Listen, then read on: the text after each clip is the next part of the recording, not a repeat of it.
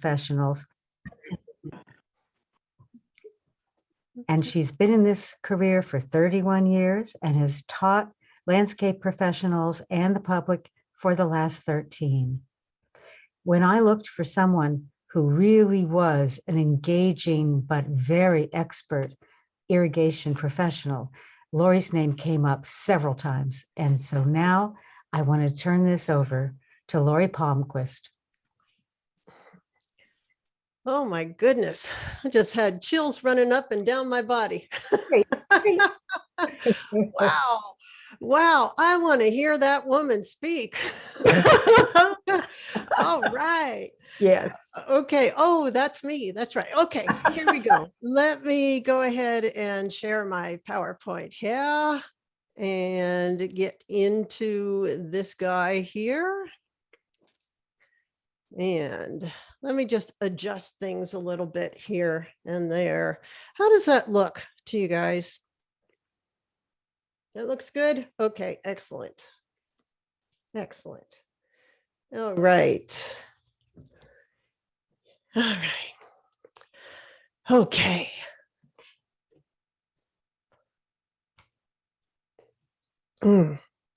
Trying to get this to advance. All right. I'd like you to close your eyes, please. Take a breath. Imagine it's early morning and you just opened the newsletter. Newspaper. You just opened the newspaper, whether it be physical or electronic. And you see the headline, irrigation prohibited until further notice. What thoughts do you have? Of course, after the swear words run their course. How do you feel? What actions occur to you to try and save those plants that you hold most dear? What about your trees? What about your veggie beds? Open your eyes. This isn't such a far-fetched notion, by the way. Many areas in California are experiencing this right now, even after those deluges that we had in late October and December. Across the Bay in Marin County, the Marin Municipal Water District has instituted a program, is prohibiting irrigation through the end of May of this year. Healdsburg lost their water last June, their irrigation water, and they were put on very strict budgets. And the city has instituted a program to get recycled water to people to try and save their landscapes and their trees. In Southern California, Metropolitan Municipal Water District of Southern California that provides 19 million customers in 6 counties water to them is looking at having a large amount. Most of that water, their allocation for this year is not going to arrive this year. In the Central Valley, wells are going dry and the land is subsiding. Climate trends and current statewide legislation point to the possibility that our water, even our water in El Cerrito, could be more strictly regulated at some point. But don't worry, this isn't all doom and gloom. I am going to talk a little bit about how California is getting hotter and drier and how we're going to need to mind our water using habits to adjust for that. But I'm also going to show you many, many ways you can develop new habits around your use of water in the garden. And if you were to get proactive and implement some of these methods and strategies now, when those restrictions come down the pike, you're going to say, bring it on, make my day. All right. So This is from the Drought Monitor website, and the Drought Monitor is provided. And I'm sure a lot of you have seen graphics like this. You haven't seen them aggregated for the whole century like this before. I'm pretty sure that took me hours to create this slide. So this Drought Monitor website is put out by the University of Nebraska Lincoln, and this shows that let me tell you what the color coding represents here. Sorry about that. Okay, white means not dry, yellow means abnormally dry, beige is moderate drought, orange is severe drought, red is extreme drought, and brown is exceptional drought. Now, if you'll notice, and only 5 of these 21 years were we not in some pretty good level of drought. We've got 2005 and 6 up here. We've got 2010 and 11 here. And in 2017, 5 out of 21 years. So essentially in this century, we have been in drought 76% of the time. This is a photo of Lake Oroville in, I believe, April of last year. Yeah, April 2021. Do you have high water bills? So there's something that I'd like to let you know about your water bill that you may or may not know. And that is that the water company charges us for the water coming into our property and leaving the property. And the exact amount of water that comes in, whether we used it to take showers, flush toilets, do the dishes, in the landscape, water the veggies, water the fruit trees, water our garden, no matter what we used that water for, every drop of that water, we pay for it going into the sewer system to be treated and then released to the bay. A lot of it's released to the bay, and then some of it is reserved to use as recycled water. So what a lot of people don't realize is that if you reduce your water use, whether it be in the landscape or the house, you also reduce your sewer charges. Okay, so don't just, if you have high water bills, don't just look at the water bill, look at the sewer bill as well.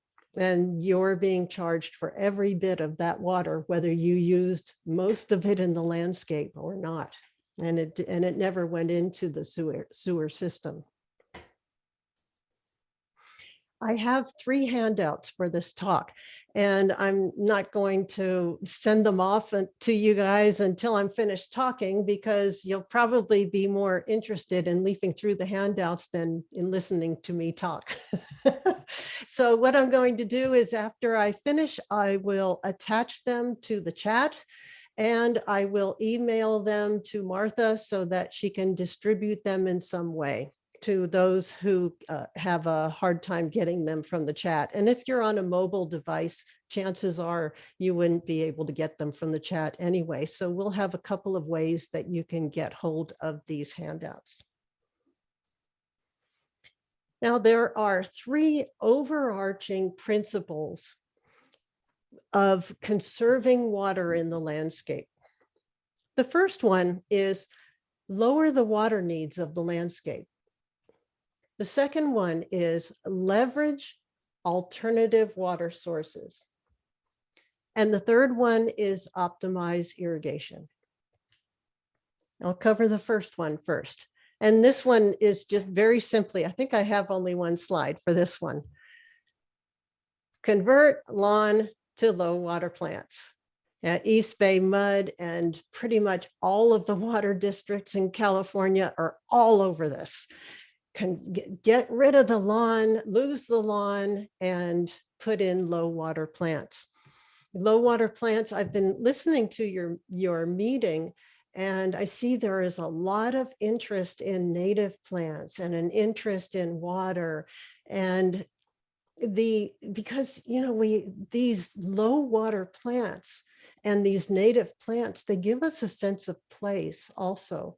Not only are they climate appropriate, and once established, need very little, if any, water during the dry season in El Cerrito, California. We're so blessed to be in a place where once low water plants are established, if you have a strategy where you can hold on to that water that fell during the winter, during the rainy season, and I'll be talking about some of those strategies here. If you can employ at least a couple of those strategies, you can hold on to that rainwater as long as possible and maybe not even need to turn on the tap or the irrigation system at all. Okay, so this is what we're striving for. And actually, I should probably say at this point, when I talk to garden clubs, I need to say this because a lot of people, after I'm done, they contact me and they want to hire me to look at their irrigation or consult with them or whatever. But I don't work with the public anymore. I really, my day job is that I'm an irrigation designer. So I'm designing irrigation for mostly projects, new construction projects mostly. And then most of the rest of my time is spent educating landscape professionals, because that is a one-to-many relationship. If I educate landscape professionals about how to use water wisely in the landscape, then each of those professionals is going to be influencing several gardens, if not scores of gardens. And so we get the most bang for our buck in water efficiency education by educating the landscape professionals. So that's when I'm not designing irrigation for new construction, I am educating landscape professionals and doing a bit of master gardener work as well. And hi to all my fellow master gardeners in this club. I think I've seen about 6 or 7 of you in the meeting today. Okay, so this lawn conversion rebate, this is like the low-hanging fruit of water conservation. Just get rid of that lawn. If the only time you walk on your lawn is to mow it, it's time to get rid of it. Okay, that's what they like to say. I think that is just brilliant. If the only time you walk on your lawn is to mow it, it's time to get rid of it. So having a small functional lawn for the kids to come and kick their soccer ball around or play catch or something like that, that's perfectly fine. But lawns that are purely ornamental and purely for looks really do not have a place in this dry state. And by the way, California is often referred to as having a Mediterranean climate, but what is usually not stressed is that California has the driest Mediterranean climate in the world. Okay, so you may not have heard that before. We have the driest Mediterranean climate in the world. Okay, so just remember that. All right. So then this is the low-hanging fruit of that first overreaching principle, which is lower the water need in your landscape. And that is lose the lawn, get some low water plants or natives in there. The second one, leverage alternative water sources.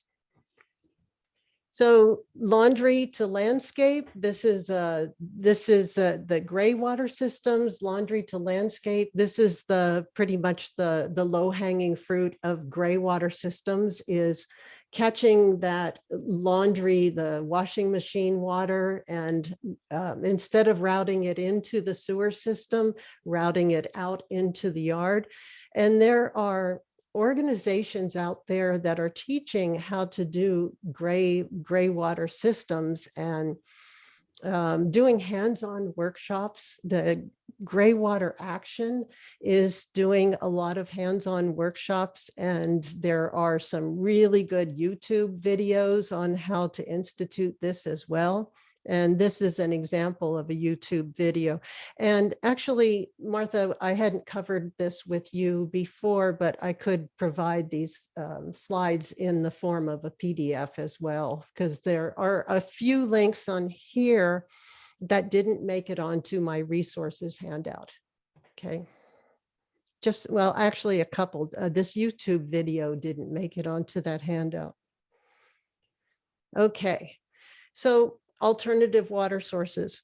So hopefully we've all learned this about the water cycle on Earth. And I have it here because I want to stress the concept of watersheds with you as being a purveyor of an alternative water source, which is rain, by the way, rainfall. And so the water cycle of the earth, if we were to start at the ocean or a body of water, the water evaporates and turns from liquid form to gaseous form, and then condenses as clouds, and then returns back to the earth as precipitation, which is either snow or water or rain or snow.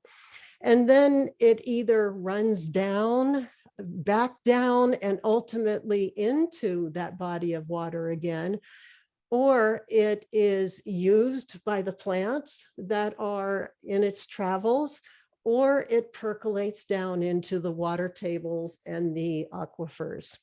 So this is the cycle, and this is a depiction of a watershed. Now, if we take that concept of a watershed and know that we can actually have a watershed, or we actually do have a watershed on our very own property. Every property is a watershed. Every site is a watershed if it has some kind of structure that rain falls on, because the rain is going to fall and hit that structure, and the water's going to end up coming off of the structure. And what we used to do with water that fell on our site, on our property, was we would ship it out to that storm drain, out to the gutter, out to the storm drain as quickly as possible. That was the old way of doing things. Well, now legislation is telling us that we can't do that anymore. And you see that with new construction now, where in the Green Building Code and in California Building Code, the water that falls on a property has to stay on the property. It's law now. So we can't ship it out to the gutter and the storm drains anymore. We have to keep it on the property, because it turns out that water that was running off of our roofs and driveways and sidewalks and streets and ending up in our waterways is and was contaminating our bodies of water, our oceans, our bay, our delta, our rivers. So the legislation has come down the pike that doesn't allow for shipping that water out into the gutter anymore. So treating our individual property as a watershed. Now this image here, I just love this image. It's so beautiful. A young man in one of the irrigation trainings that I teach said this, and I said, "Oh, can I use that? I love that." It was just so sweet and full of heart. And so he said, "Yeah, use it, go ahead." So I took this graphic that came from a wonderful publication called California Watershed Approach to Landscape Design. And I do have a link to this in resources. I recommend very strongly that you look at this publication. It is amazing and beautiful, very well done by the Association of Professional Landscape Designers in California. So anyway, if we envision our own property as a watershed, the roof is the snowy mountains. The rain gutters are the rivers and streams. And then the landscape, our landscape itself is the aquifers. So when that water runs off into our landscape or onto our landscape, we can hold on to it. And let me just get this quote directly from this publication, what they say about this. Healthy living soil captures and holds on to rainwater. When downspouts are directed to these landscapes, living soil becomes a giant sponge that keeps plants healthy and happy, whether it's raining or we're in a drought. Capturing and holding on to rainfall from the roof and adjacent hard surfaces helps prepare your garden for the long dry summers and reduces irrigation demand. Okay, so they have a saying for this. Well, slow the flow is the short saying. The longer saying is slow it, spread it, sink it, store it. Okay, now I'm talking about, well, let me go down to the next slide and I'll say, now I'm talking about rainwater catchment here. Now, certainly you can catch the rainwater in barrels and tanks and cisterns, and you can do all of that, but you can also capture it in the landscape itself. Have your landscape act as a sponge, as a living sponge. And what you can do is you can contour the landscape in certain places so that when that flow comes out of the rain gutters, you slow it, you spread it out over the landscape, you let it sink down in, and the land itself, the landscape itself stores that water and holds on to it as long as possible. Okay. So we talked about a couple of alternative water sources. And this is the third alternative water source that I'd like to talk about. And you might look at this and go, okay, plants are a water source, maybe succulents, because we know that succulents with their big fleshy leaves, they've got water in there, but I'm not talking about that, okay? I'm talking about low water plants being considered an alternative water source because low water plants are California dry climate appropriate plants. Once they're established, they don't need water, especially in El Cerrito, California, with our bay influence and our cool, amazing temperatures year round. They may not need supplemental water during the dry season, low water plants. So the water districts consider low water plants as an alternative water source. I think that's pretty darn beautiful. And then this graphic shows the Contra Costa Water District's website. They have a really amazing program in there that can show you all different kinds of plants. And you guys are a garden club. I don't think I need to point you to sources of beautiful photos of plants because you are beautiful photos of plants. You live that, you are that. So, but if you were interested in going to this is contracosta.watersavingplants.com. All right. Okay, and another thing is that we master gardeners in Contra Costa County, we have a dry demonstration garden in Richmond at the Richmond Civic Center on McDonald, right there by the library. And we demonstrate it is all low water and very low water plants in this garden. And we actually demonstrate to the public that in this environment that, well, when we took over this garden in 2018, it was a big weed patch. We had to restore it, a very terrible weed patch, but it is fully restored. And while we were restoring it, we had no irrigation for 2.5 years. And the low water plants that were already there that were planted in 2006, they were fine. And they had no irrigation during the dry season at all. So then we knew, we master gardeners working there knew that, hey, this is going to be a great thing to show the public. And in fact, here's some eye candy from that garden. We have a big native area, and I know that a few people in this meeting right now actually work in this garden.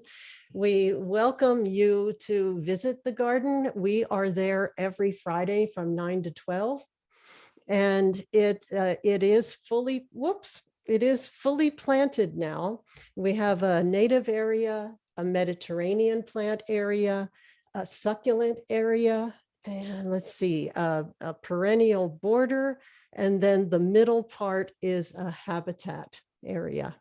So it is fully planted now, and most of the plants are established. We planted the natives first, and this is the native area here. Okay, so when I gave this talk for the master gardeners, I got in trouble for this headline here. This title on this slide, it says, "There is always enough annual rainfall for low water plants." They said, "Oh, don't say always. Don't say always. That's not right." So since this isn't a master gardener talk, this is an El Cerrito garden talk, and I believe there is always enough rainfall for low water plants. I put the word always back in there. So let me sort of take apart this graphic for you and tell you what it means. I collected the rainfall amounts. Now, being a water manager, I watch drought, I watch rainfall, I watch evapotranspiration. I watch these things really carefully. So for 2007 through 2020 water years, now a water year starts on October 1 and ends on September 30. So right now we are in the 2021 water year. Now, during these water years, this is how many inches of rainfall fell. Now, I had to make this Union City because I didn't, the El Cerrito station, which is at the golf course, the El Cerrito station just came up online in I think 2014 or 2015. So it didn't have enough data. So what I did was I went back to 2007 and I needed to, and the closest East Bay station that I had to acquire or get the data from was in Union City. So this is the amount of rainfall that fell. And as it turns out, the rainfall that we get here, and I say we because I'm right next door to you guys in Richmond. I'm in East Richmond Heights, and El Cerrito is about 3 blocks away from me. So I can say we. So the amount of rainfall that fell here in the East Bay was enough. Now rainfall and water needs are measured in inches. Okay, when we do our scheduling and when we do our water budgets for landscape irrigation, we talk about inches of water. And that's really convenient because rainfall is measured in inches, as is irrigation scheduling is measured in inches.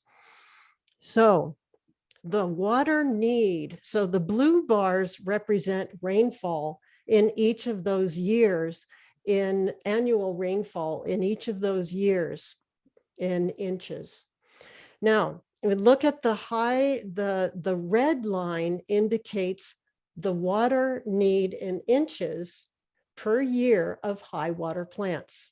And we can see that only one of these years, and this was actually a bumper rainfall year, 2018, it was right after the drought ended, because usually we get drought and then deluge, and then drought and then deluge. So that was a deluge year. And that was the only year that we got enough rainfall to support high water plants.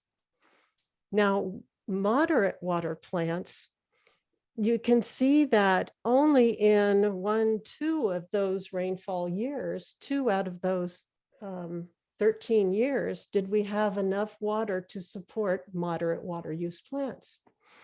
And then the green line, you look at that, you can see that in almost every one of those years, we had 2 years where they almost made it, 2013 and 2020, it almost made it. I mean, it's close enough. It's close enough. So you can see that in all those years that there was enough water to support low water plants, even in the drought years. And that's why when we go out into our amazing regional parks in this county, and we walk around, we don't see any irrigation pipes. We don't see any drip. We don't see any sprinklers. We don't see anything like that because it doesn't need it. It doesn't need it because the plants that show up here are adapted to here, and they are low and very low water plants. All right. And so the more that we can emulate nature and really emulate what is supposed to be going on here in California, which is low water plants are adapted to this area, and we can see this. Now that purple line, I'd like to explain what the purple line is. It's low water / mulch. There was a study done at Texas A&M University where they determined that 1 inch of mulch applied to a planted area lowers the water requirement by 25%. Lowers the water requirement of the plants by 25%. Because water requirement is really about plants using the water or drinking the water, but plants don't really drink much water. The lion's share of the water that is lost from the soil is evaporation from the top 2 inches of the soil. And mulch suppresses evaporation. So therefore, if you use just 1 inch of mulch in your planted areas, your plants need 25% less water. It's that simple. Okay. So then I took it a step further, and the last slide showed years, rainfall over years. Now this one shows rainfall over the course of a year. And what I mean by over the course of a year, this is from the website called usclimatedata.com. And I actually did put this in the resources handout as well. This is an average of rainfall data, and I believe it is a 16-year range ending in 2012, I believe. I wrote the numbers down, but I don't have them here right in front of me. So this rainfall is the average rainfall for Hayward. And that was the closest I could get to El Cerrito was Hayward from this website. Now, when you look at this is similar to the last slide in that it shows high water needs, that's the red, moderate water needs, that's the gold or orange, low water needs, which is the green line, and low water with 1 inch of mulch is the orange line. So then you can see here that I'm going to concentrate on both of these lines, the green and the orange. You can see that there were only 1, 2, 3, 4, 5 months here, May, June, July, August, and September, that there was not enough water to support these low water plants. 5 months during the dry season. So then the challenge is, now we know that over the course of a year, the amount of rainfall that falls is enough to support low water plants. So the challenge is holding on to that water, especially if we drove it down into the landscape, our landscape sponge, and we want to hold on to it as long as possible. So then how do we do that? Well, if you want to store water, a good way to do that is get yourself a jar, put the water in it, and put the lid on it. Okay, well, my friend, mulch is the lid. All right, because I told you that only an inch of mulch is going to suppress evaporation so much that the plants need 25% less water. All right, so to hold on to that water as long as possible, mulch, mulch, mulch. All right. Also, compost helps too. But mulch, what you're doing is not only are you suppressing the evaporation, suppressing weeds, but you are feeding the life, the biology of the soil. You're feeding that life that the soil is teeming with life. You're feeding and nurturing them. They break down the mulch, they bring it down in, they cultivate the soil. You have this juicy stuff just rife with these wonderful, amazing micro and macro organisms. So mulch is, I have this thing that I wrote, mulch, how do I love thee? Let me count the ways. And I have something like 12 different things because mulch is amazing. It's just amazing. And it can be the lid on our landscape, especially in El Cerrito, California. I know of people who plant low water plants here in El Cerrito and Richmond. And once they're established, they don't give them any water during the dry season. I know people who can pull this off. And a lot of those people who are on the Bringing Back the Natives tour can pull that off. Now, a lot of them are still watering their gardens because of the aesthetics of it. Okay. So a lot of them are still doing that because they're a little nervous that if they let the water go, that then their yard won't look so good. But over here in Richmond and El Cerrito, we probably don't have to do that if we're using mulch. Okay.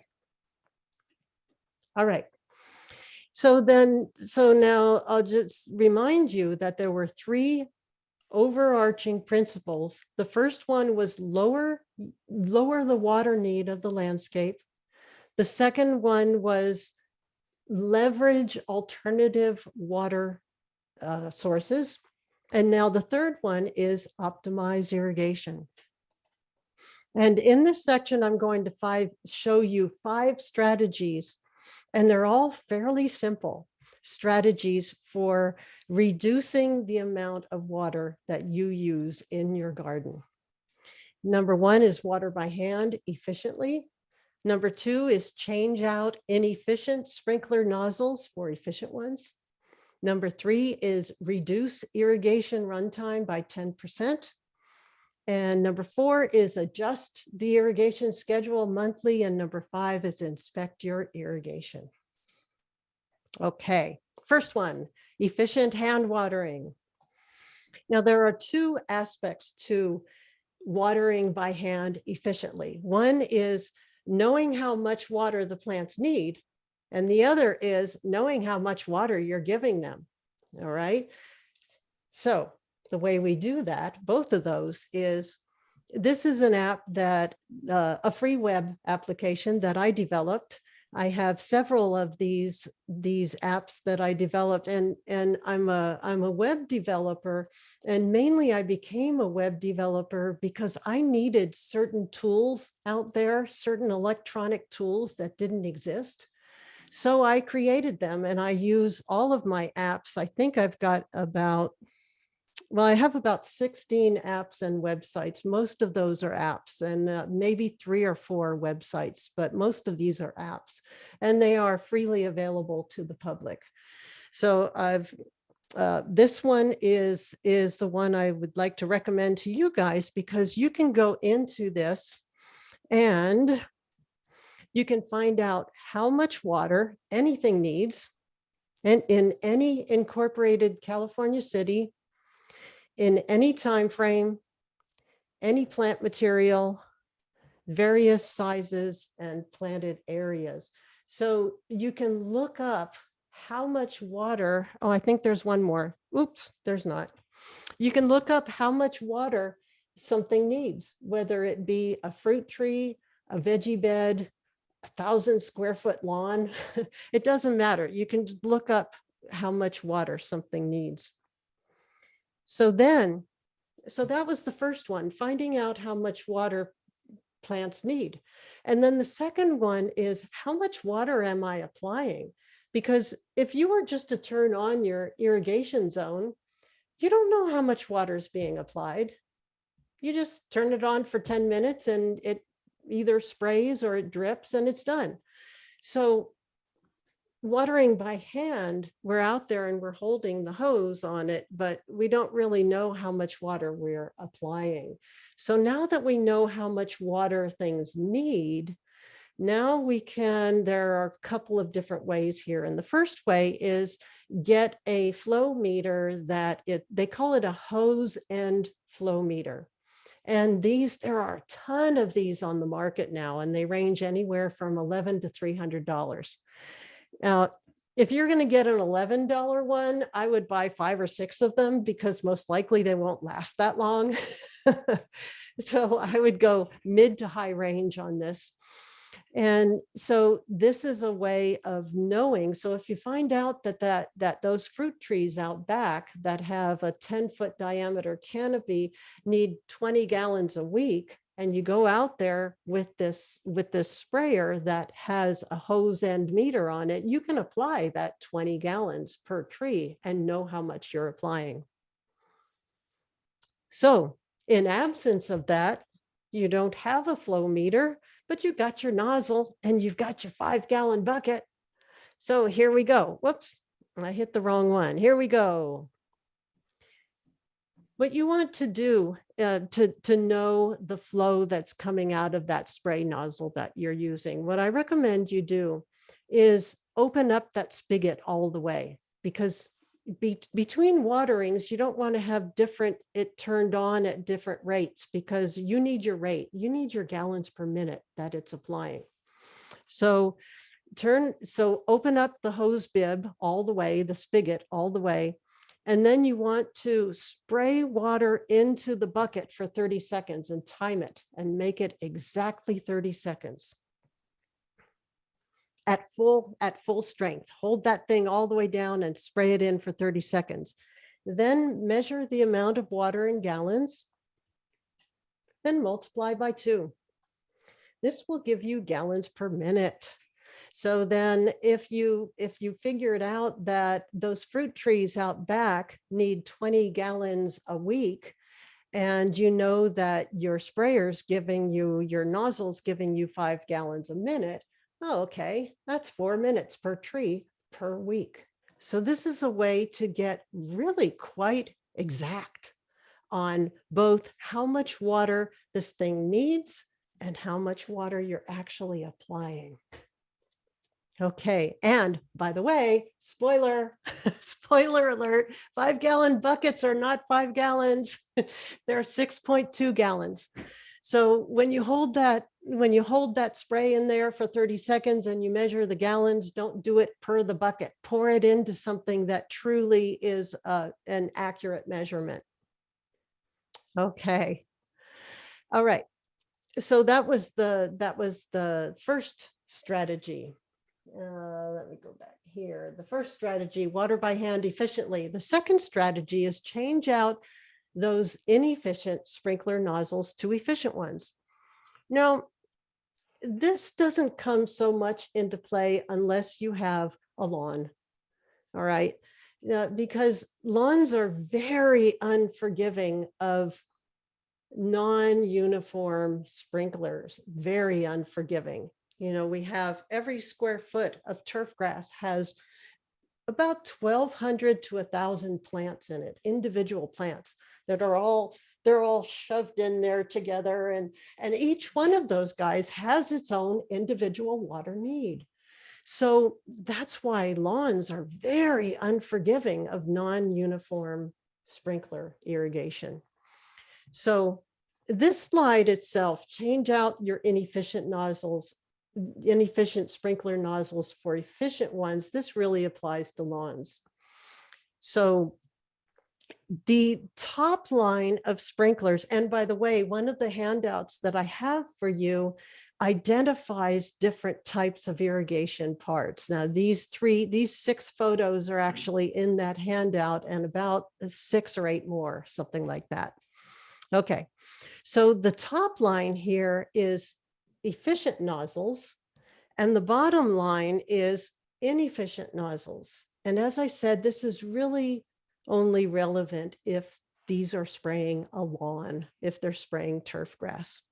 All right, so if you have any of these bottom line ones, and especially this guy, if you have clay soil, this guy is a tough one because you get runoff really quickly, and they're going to start enforcing runoff in California is illegal.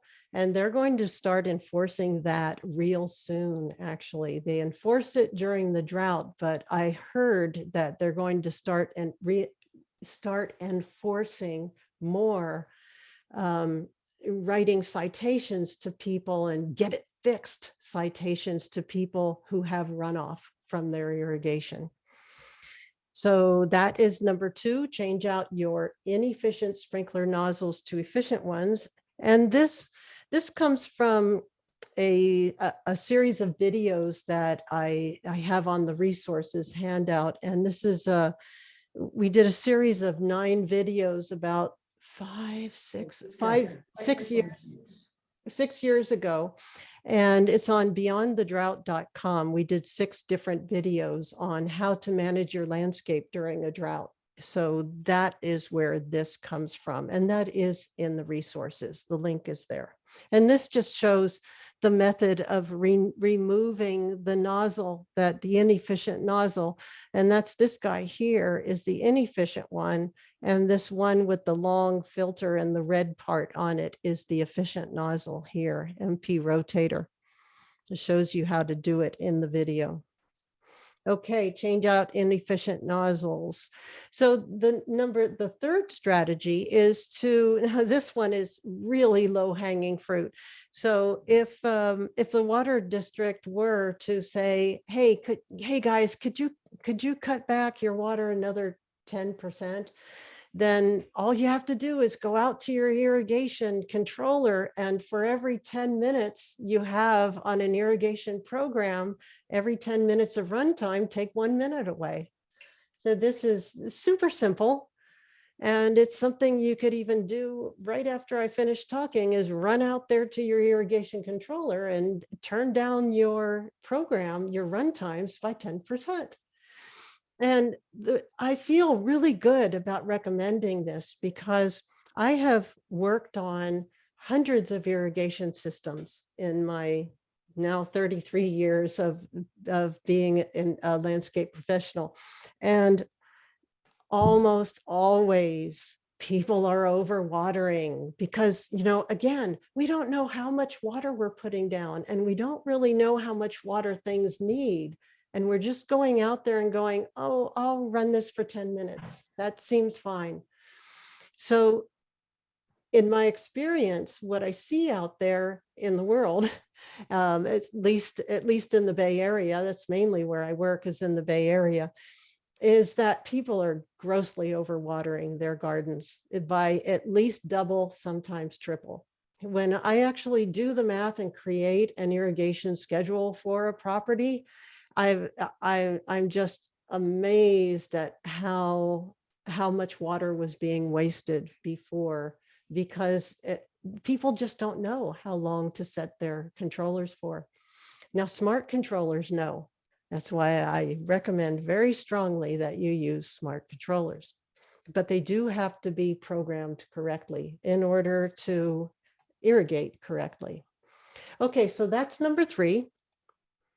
Then we have, this is a really good one. Adjust your irrigation schedule monthly. This chart represents the way people usually set their irrigation. They set it and they leave it. So our irrigation in July, it's hotter than Hades in July. We have these 100-degree temperatures, not so much in El Cerrito, but they do come, we do get them. So we've got this hotter than Hades temperature, and we put our irrigation at 100% because really it should be 100% in July. That is our peak time. It's the hottest time for us. And it's the highest water need time is July. So what they do is they put that hotter than Hades schedule in, and then they leave it all the way through October because they're still getting those 100-degree temperatures now and then in August, September, and October. But actually, the days are getting shorter. The sun is traveling on a lower trajectory as the months go on, and it gets closer to December. The sun is lower and lower and lower. And now look at these blue bars. These are the actual water requirement for those months of August, September, and October. And you can see that October is really, even though there could be 100-degree days, the water requirement is 23 or 24% of the July water requirement. So there is huge water waste that happens when people put that July schedule in there and leave it all the way through October. Even leaving it into September is a huge water waste. Okay, so adjusting the irrigation schedule monthly is one of those low-hanging fruit of water conservation in the landscape. Now, while I was talking, you might have asked, well, how do I know how much to adjust my irrigation schedule? Now, most modern irrigation controllers have what they call a percent adjust feature. Okay, most modern controllers for about the past, if you bought your controller within the past 10 or 12 years, most likely it has a percent adjust feature.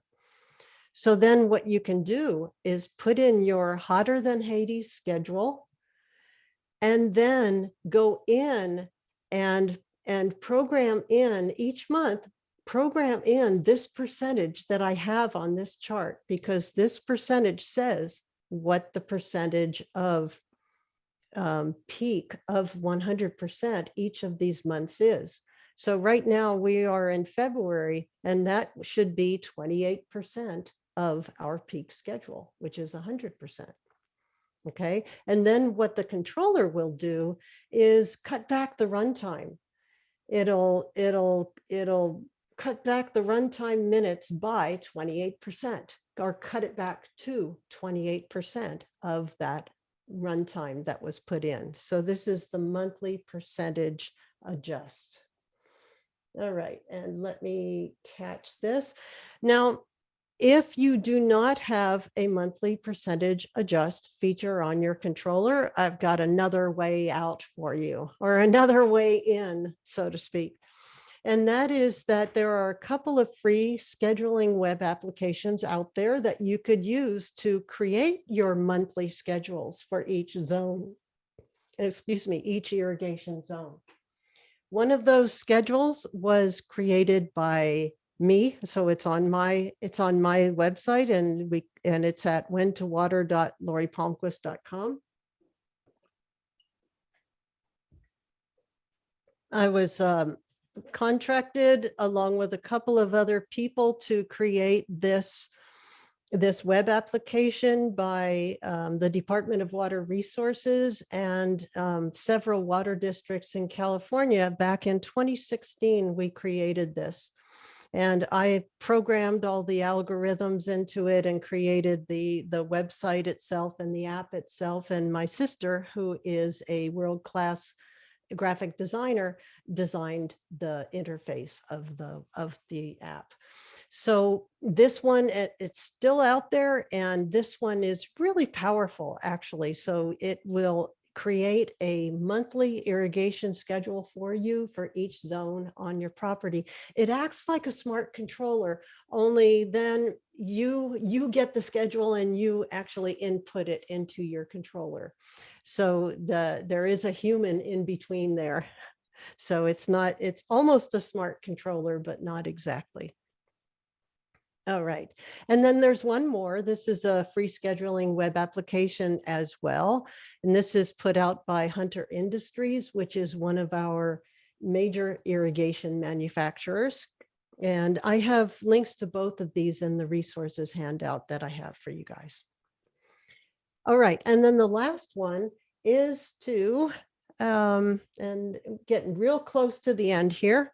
The last one is to inspect your irrigation system. Now, I'm not really going to walk you through that because that is a whole 2-hour talk in and of itself. But I have a handout for you, which is a checklist that tells you what to check in this irrigation assessment that you do, or checking the irrigation system. And then it also provides the 5 strategies and guidance for implementing each of the strategies. So basically what you do is you turn on each of your irrigation zones or stations one at a time, and you walk around the area. You look for leaks, you look for breaks, you listen. For drip systems, if your drip system is underneath mulch, which it should be, then you would be listening for problems, listening for spouters, listening for kinks. And yes, kinks do have a sound. You can tell when a drip tube is kinked, it makes a certain sound. And then if it's sprinklers, you're going to look for tilted sprinklers, sunken sprinklers, ones that are facing the wrong way, and things like that. All right. Now, who can assist you with irrigation parts? I recommend very strongly that you get your irrigation parts from a professional irrigation store. Yes, Home Depot and Lowe's and all the box stores, yes, they have parts, but you walk into these aisles and there are thousands and thousands of irrigation parts just sitting there staring at you, and you don't know what to choose. So I always recommend that people go to these professional irrigation stores and ask for help. And they're not like the auto store guys, where they see a woman walk in the door and ignore her. I always felt ignored going into an auto parts store. It's not like that. If you can ask for help, and they'll take you around the store, especially Urban Farmer and Irrigation Equipment Company in Berkeley. Both of those are very friendly to homeowners, and they'll walk you around and pick out the right parts for you, screw them together in the right order, and all of that. All right. So I'd like you to close your eyes again, please. Now, this is that same morning you open up your newspaper, whether it be physical or electronic, and you see the headline. Where did that headline go? Sorry. Irrigation prohibited until further notice. But this time you have implemented some of these things. You spread a few inches of mulch. You turn down your irrigation controller. You're hand watering in such a way that you know how much water the plants need, and you're giving them that amount of water. You've been doing all this. How do you feel? How does that feel? You can open your eyes now. All right. So just one more thing I have for you here today, and that is, you know how important it is to reduce your water use in the landscape. And you know there are other choices than the standard turn on the tap sources for the land of water for the landscape. And you have a choice of 5 fairly simple strategies for lowering water use in your landscape. So I hope you're ready to take action. The really cool thing about these strategies is that you'll lower your water bills, your plants will be healthier, and you'll be more able to comply with any drought restrictions that come down the pike. So everybody wins. It doesn't get any better than that. So here we go. Game on. I thank you for even the smallest action you take. Your landscape will thank you, and our diminishing water supply will surely thank you. All right. Done and done. Thank you, Lori. That was absolutely amazing. Yay. That was All right. so great. Oh, I see people clapping. Thank you. That was so informative and so hopeful that there are ways around our problems. And I know some people have questions. 1 or 2 questions were in the chat. One was about gray water and citrus.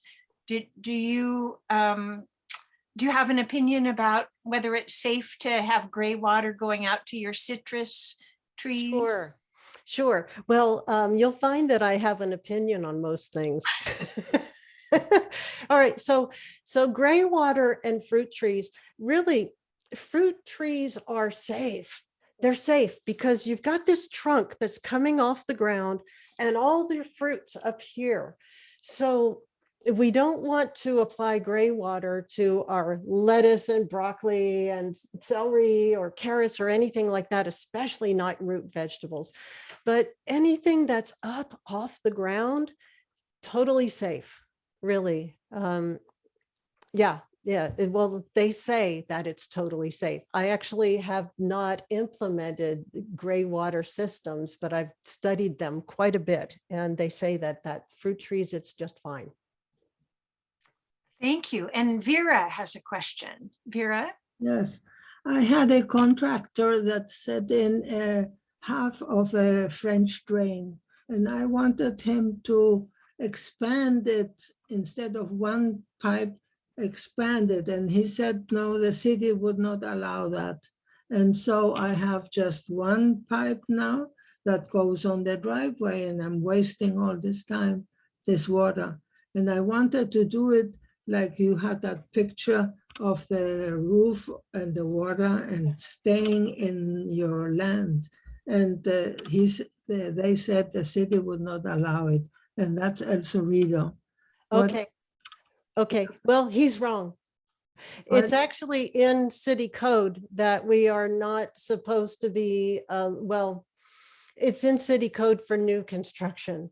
But he's wrong about the city not allowing you to put your downspouts into your landscape. That is absolutely wrong. He really, there are people, what I would recommend that you do, Vera, is that you contact either the Urban Farmer Store or the Berkeley Irrigation Company, and especially Urban Farmer, because they sell the parts for constructing gray water systems and rainwater harvesting, and they sell the tanks and all of that.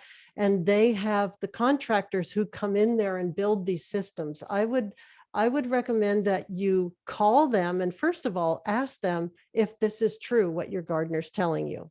All right. And they're going to say, no, it's not true. I can tell you that right now. And then number 2, if you can ask them to refer a professional to you who can come out and consult with you on it. Even if you have like maybe your son or your grandson or somebody can actually do the work, you could have somebody come out and consult with you on how and where to run it and how and where to sculpt the land lightly so that you can spread out that water, allow it to sink, and let your landscape store that water. But really, Like that picture that you had with the rocks, the big rocks and the little rocks. Uh-huh. And Yeah. okay. Yeah, if you were to construct a dry stream bed, and aesthetically speaking, those are really popular, dry stream beds. Well, dry stream beds can be real stream beds in the rainy season, but they're constructed in such a way that they infiltrate the water rather than rushing the water off somewhere else. Mhm. Okay. And the people who are building those now do know that. They understand that the stream beds need to be functional now to sink the water. Okay. They're not just aesthetic anymore. Yeah, and I have plenty of rocks. Yeah, there you go. There you go, dear. Thank you. Thank you. so much. Great, great. Sarah has a question. Unmute yourself. I have at my home, and also I run the El Cerrito High School garden, and we have a large area in the garden that, even though it has not rained since the end of December, is extremely wet. I'm not sure why the water is very slow at soaking in, and I'm not quite sure what to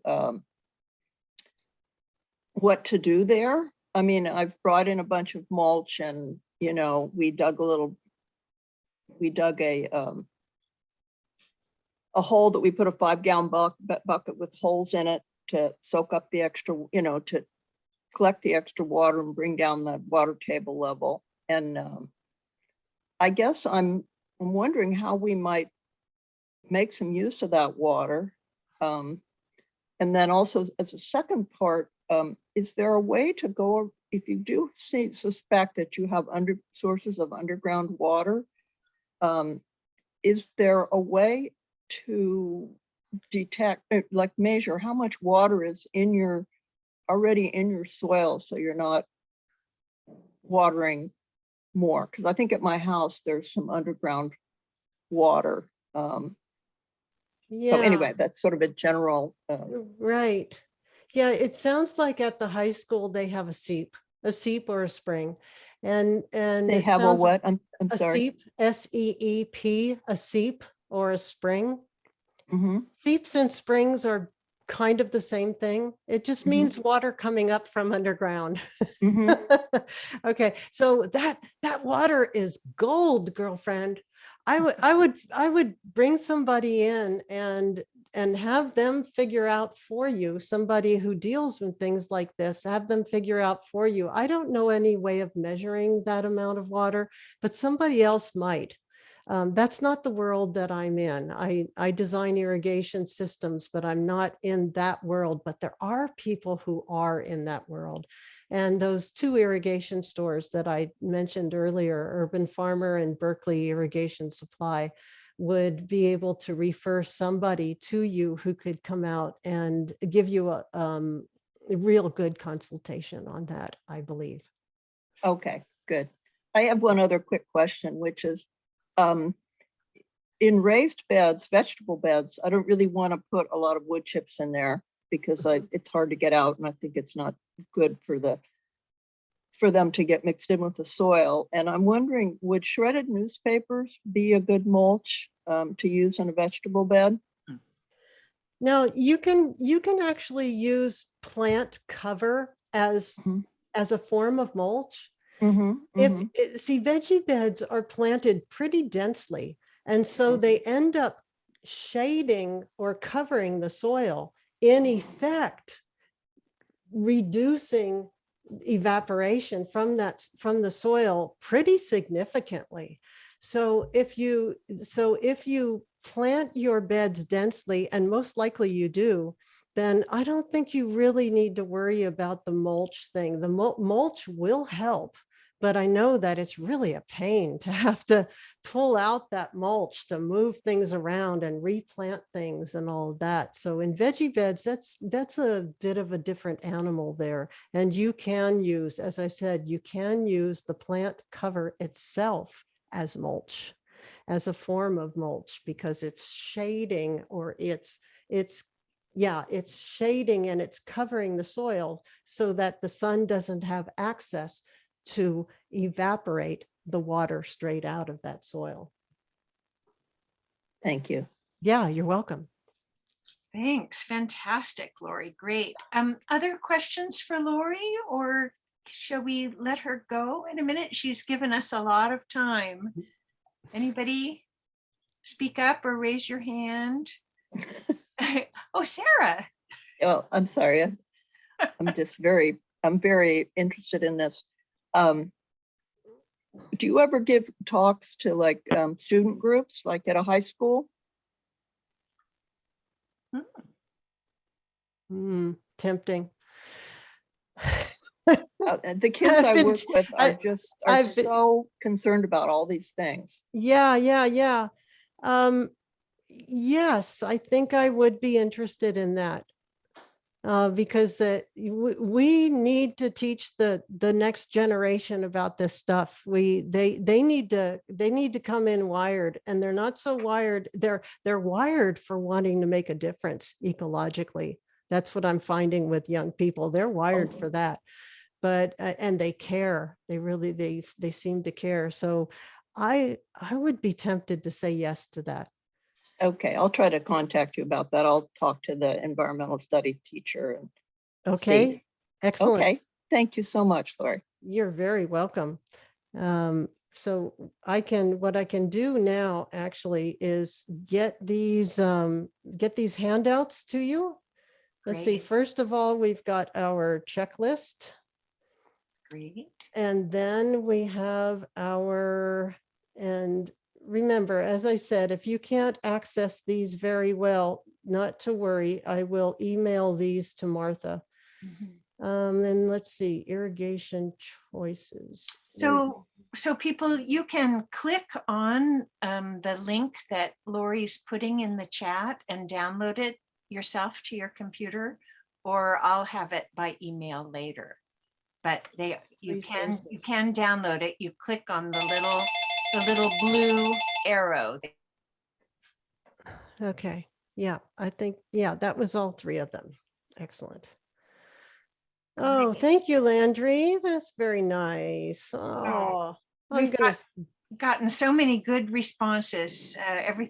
Everybody loved it. I'm going to stop the recording now, but we're still